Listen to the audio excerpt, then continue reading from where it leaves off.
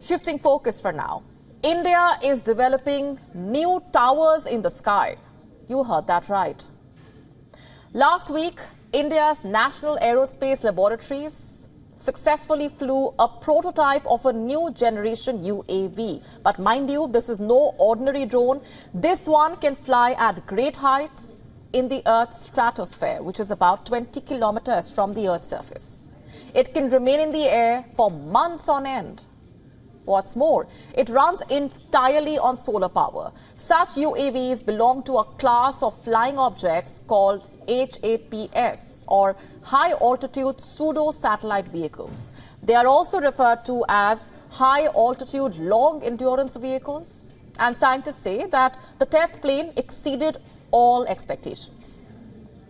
The successful test basically means that they can go ahead and develop a full-bodied craft.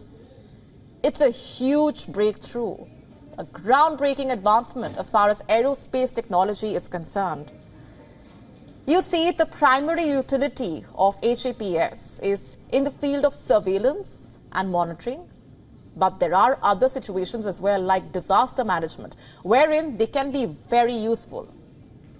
The technology is still under development, but several countries and companies have already developed and flown such vehicles, but none have mastered the technology yet. And that is where India comes in. The successful test flight puts India among a very small group of countries currently experimenting with this technology.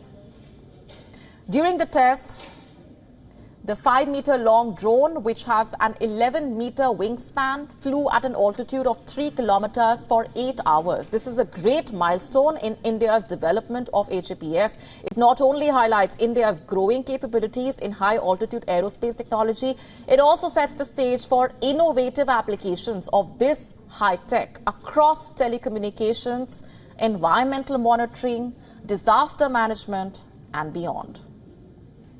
And this is where I tell you about its strategic significance. It's immense, to say the least. It will greatly help India's surveillance capabilities at the border. It can undertake real-time tracking of land and sea movements while evading easy detection, unlike drones.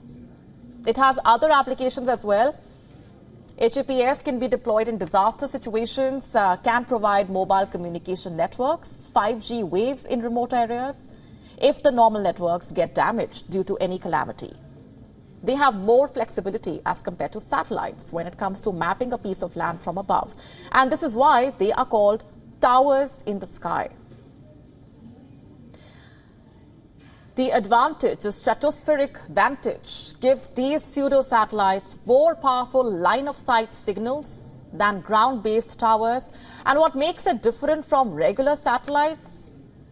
You see, HAPS operate much closer to the Earth, resulting in lower latency and greater two-way transmission speeds. They are easier to deploy and easy to maintain as compared to satellites. They can take off and land at regular airports, which means flexible launch and retrieval. WION now available in your country. Download the app now. Get all the updates on the move.